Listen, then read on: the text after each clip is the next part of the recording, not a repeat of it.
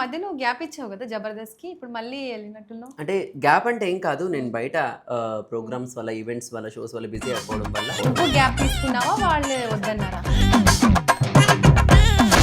అంటే వినోద్ అంటే family force వల్లనే పెళ్లి చేసుకున్నాడు. లేకపోతే ఆయనకు కూడా జెండర్ ట్రాన్స్‌ఫర్మేషన్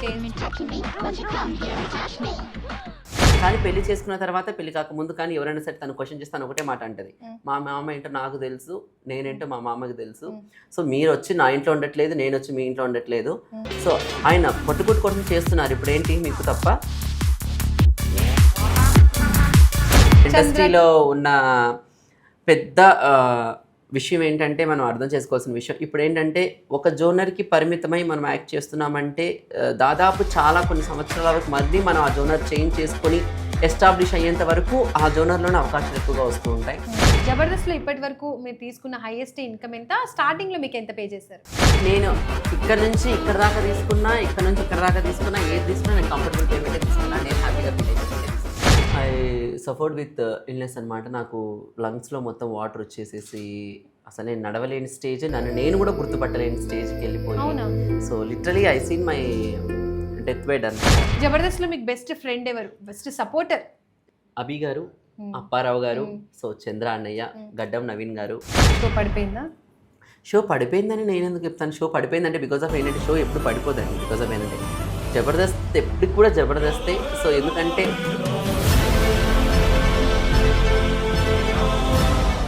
జబర్దస్త్లో గ్రూప్ పాలిటిక్స్ వల్ల టాలెంట్ని తొక్కేస్తున్నారు అనే టాక్ కూడా ఉంది. అది తొక్కిన వాళ్ళకు, టాలెంట్తో తొక్కబడ్డ వాళ్ళకు తెలియాలి.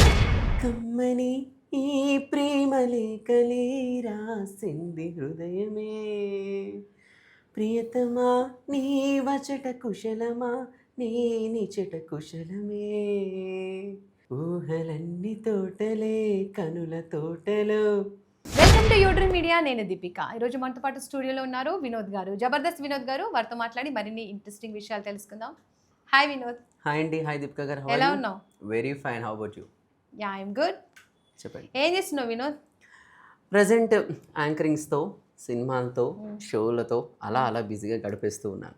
నువ్వు మధ్యలో గ్యాప్ ఇచ్చావు కదా జబర్దస్త్కి. ఇప్పుడు మళ్ళీ వెళ్ళినట్టున్నావు? అంటే గ్యాప్ అంటే ఏం కాదు. నేను బయట ప్రోగ్రామ్స్ వల్ల, ఈవెంట్స్ వల్ల, షోస్ వల్ల బిజీ అయిపోవడం వల్ల సో డ్రాప్ అవుట్. నువ్వు గ్యాప్ తీసుకున్నావా? వాళ్ళు వద్దన్నారా? లేదు, నేనే తీసుకున్నాను. కానీ మేము మిస్ అయ్యాం తెలుసా? డెఫినెట్లీ. లేడీ గెటప్ అంటే ఫస్ట్ అంటే జబర్దస్త్ షోలో లేడీ గెటప్ అంటే మీరే కదా ముందు చేసింది. అసలు ఎంత బాగా చేసేవాళ్ళు తెలుసా లేడీ గెటప్లు, యాక్టింగ్. అసలు అమ్మాయి లాగే. Thank you by God. అసలు మీరు అబ్బాయి అంటే కూడా మీరు అంటే ఇలా అబ్బాయి అంటే ఇప్పుడు చాలా మంది లేడీ గెటప్ వేసి అట్లాగే ట్రాన్స్జెండర్ అయిన వాళ్ళు చాలా మంది ఉన్నారు. అవునవును. కానీ మేము అసలు ఎక్స్పెక్ట్ చేయలేదు. మీరు నిజంగా ట్రాన్స్జెండరో లేకపోతే అలా అనుకున్నాం. లేదండి. అంటే మీరు అంత యాప్ట్ అయిపోయారా గెటప్కి?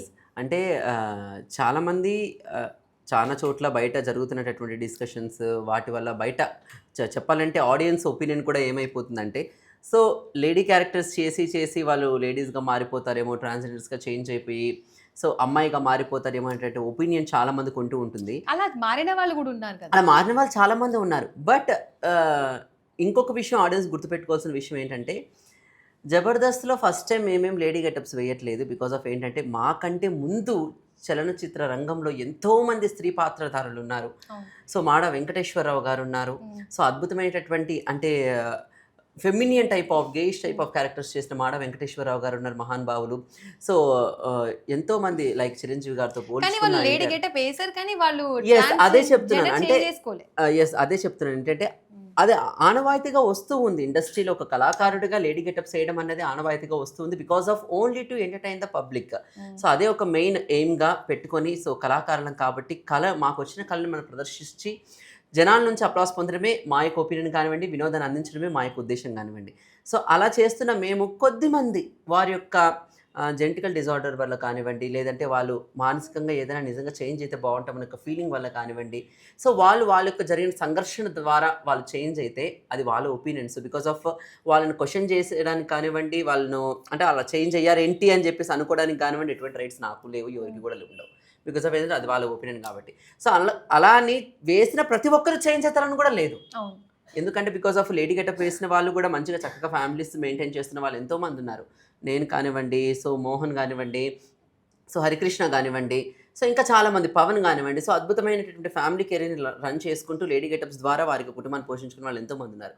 సో లేడీ గెటప్ వేయడం అన్న ఒక చిన్న రీజన్ ద్వారా ఆడియన్స్ని కానివ్వండి, సో చూసేటటువంటి ప్రేక్షక అభిమానులు కానివ్వండి కన్వర్ట్ చేసేలాగా, సో వాళ్ళు వీళ్ళు వీళ్ళు వాళ్ళు అంటూ దయచేసి కన్ఫ్యూజ్ చేయొద్దండి. కాదు వినోద్, ఇప్పుడు లేడీ గెటప్ వేస్తారు కదా, Yes. మీ రిలేటివ్స్లో కానీ మీ పేరెంట్స్ కానీ అంటే తప్పుగా చూడడం కానీ మిమ్మల్ని, అలాగే ట్రాన్స్జెండర్ వీడేంటి అంటే తప్పుగా చూసే విధానంగా మనం ప్రవర్తించే విధానంలో ఉంటుంది. ఇప్పుడు ఏదైనా సరే తప్పు జరుగుతుందంటే తప్పుగానే భావిస్తారు.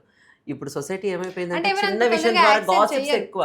ఎస్ ఆబ్వియస్లీ ఎవరు యాక్సెప్ట్ చేయరు. బికాస్ ఆఫ్ ఇప్పుడున్నటువంటి సొసైటీ ఇప్పుడు అప్గ్రేడ్ అయింది కాబట్టి హ్యాపీగా ముందుకు వెళ్ళగలుగుతున్నారు. కానీ ఇంతకు ముందున్నటువంటి జనరేషన్లో యాక్సెప్ట్ చేసేవారు కాదు.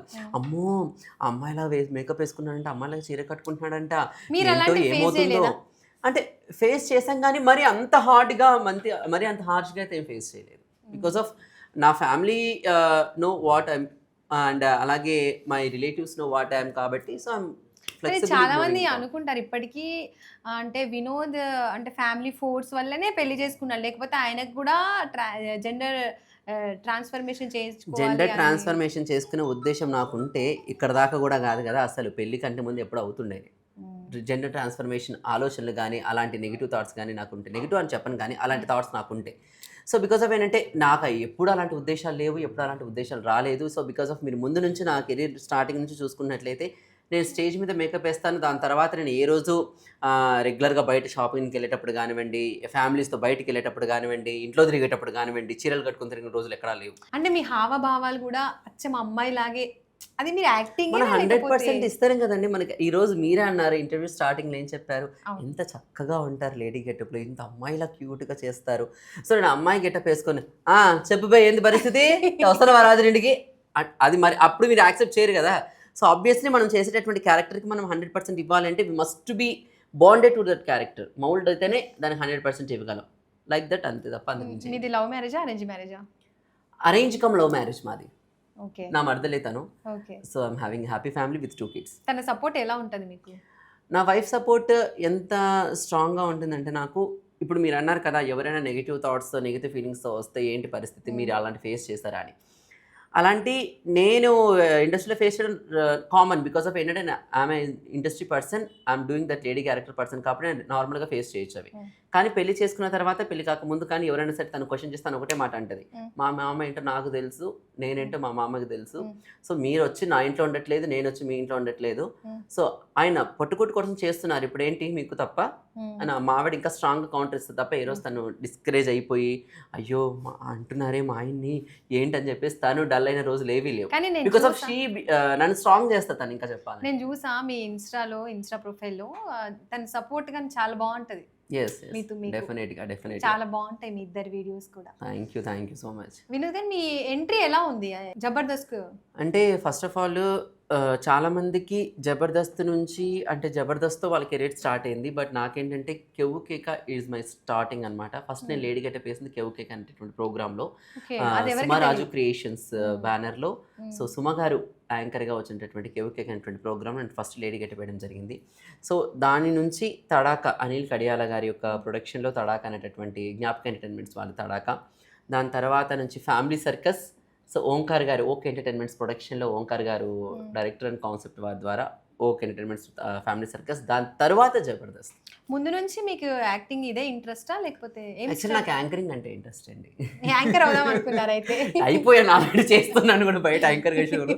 సో బికాస్ ఆఫ్ ఏంటంటే చిన్నప్పటి నుంచి నేను చాలా ఇంటర్వ్యూస్లో చెప్పిన విషయం ఇది ఫ్యాక్ట్ అనమాట. నేను నిజంగా ఫీల్ అయిన మాట, నేను నిజంగా అవ్వాలనుకున్న మాట ఏంటంటే, చిన్నప్పుడు చదువుకునే టైంలో మనం మ్యూజిక్, నాకు చాలా ఇష్టం మ్యూజిక్ అంటే. జెమినీ మ్యూజిక్ కానివ్వండి, సర్టెన్ మ్యూజిక్ ఛానల్స్ చూస్తున్నప్పుడు లైవ్ ప్రోగ్రామ్స్ వచ్చేటివి. లైవ్ ప్రోగ్రామ్స్లో యాంకర్ రాగానే మొత్తం హడావిడి చేసేసి లాస్ట్లో వెళ్ళేటప్పుడు ఒక మాట చెప్పేవారు అనమాట, టుడేస్ డ్రెస్ కటెర్సీ బై అని చెప్పేసి. సో ఏంటంటే రోజు ఒక కొత్త డ్రెస్, రోజు యాంకర్ అయితే రోజుకు కొత్త డ్రెస్ వస్తుంది, సో రోజు కొత్త షర్ట్ వేసుకోవచ్చు, రోజు కొత్త ప్యాంట్ వేసుకోవచ్చు అనే ఒక ఉద్దేశంతో. సో పైగా చిన్నప్పటి నుంచి ఆమె బిగ్ చాటర్ బాక్స్ అనమాట, బాగా వాగుతూ ఉంటాను నేను. So active chatterbox. So like that మాటకారితనం వల్ల యాంకర్ అవ్వాలనుకుని వచ్చిన నేను యాక్టర్ అయ్యి, దాని తర్వాత అట్లాస్ట్కి నా ప్రొఫెషన్ సెట్ అలాగా యాంకర్ అయిపోయి ఈరోజు ఏదైతే ఏంటి ఫైనల్గా యాంకర్ అయ్యారు. Yes obviously. ముందుగా ఆ కెవ్వు కేకలో అవకాశం ఎలా వచ్చింది, ఎవరి ద్వారా వచ్చింది? సో సుడిగాడు అనేటటువంటి మూవీస్కు సంబంధించి ఒక ప్రోగ్రాము మా టీవీలో రన్ అయ్యేది. అప్పటికి మా స్టార్ మా అవ్వలేదు, ఇట్స్ మా TV only on the time. So అప్పుడు మూవీస్కి సంబంధించి స్పూఫ్స్ జరిగేవన్నమాట. ఓకే. సీతమ్మ వాకిలి సిరిమల్లె చెట్టు అట్లా సినిమా స్పూఫ్స్. అందులో యమలీల మూవీకి స్పూఫ్ తీశారు. ఆ స్పూఫ్లో అలీ గారి క్యారెక్టర్ వాళ్ళ బ్రదర్ కయ్యూం గారు చేశారు.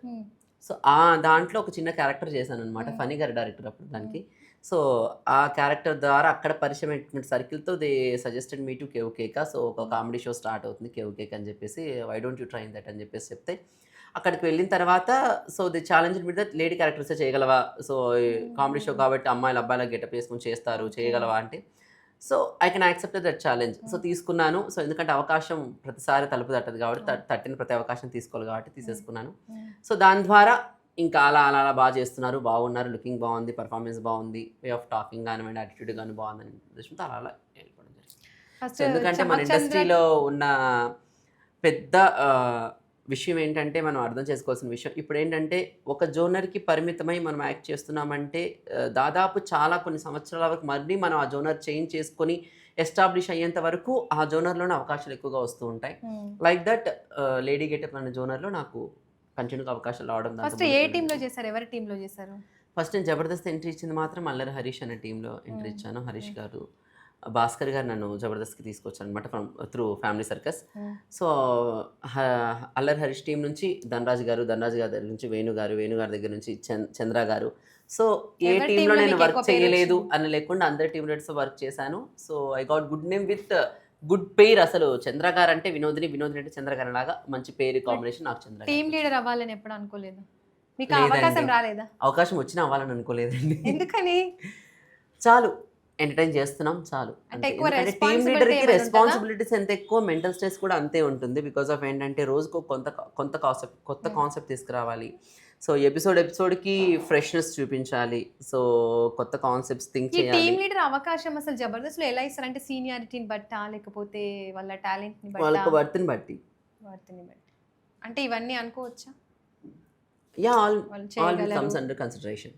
అన్ని కన్సిడరేషన్. మీరు ఏం చదివారు? ఏమేమి ఎడ్యుకేషన్? నేను ఎంబీఏ చేశానండి. అంటే మీరు జాబ్ చేయలేదా?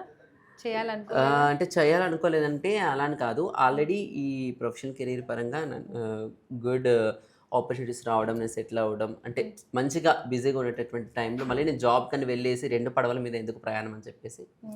మీరు బాగా స్ట్రగుల్ అయిన సిచ్యువేషన్స్ ఏమైనా ఉన్నాయా? బాగా స్ట్రగుల్ అయిన సిచ్యువేషన్ ఒక 2.5-3 years back I suffered with illness అనమాట. నాకు లంగ్స్లో మొత్తం వాటర్ వచ్చేసేసి అసలు నేను నడవలేని స్టేజ్, నేను కూడా గుర్తుపట్టలేని స్టేజ్కి వెళ్ళిపోయి, so literally I seen my death bed అనమాట. సో ఫైనల్ డేస్ చూసేసాను నేను. Everybody knows that. So final stage కూడా చూసేసాను అనుకునేటటువంటి సిచ్యువేషన్స్లో నేను ఒకటే అనుకున్నాను, so those days won't come again in my life, those days won't come in any one's life. So అలాంటి రోజులు ఎవరి జీవితంలో రాకూడదు, నా జీవితం మరొకసారి అసలు. ఎలా మరి క్యూర్ అయింది?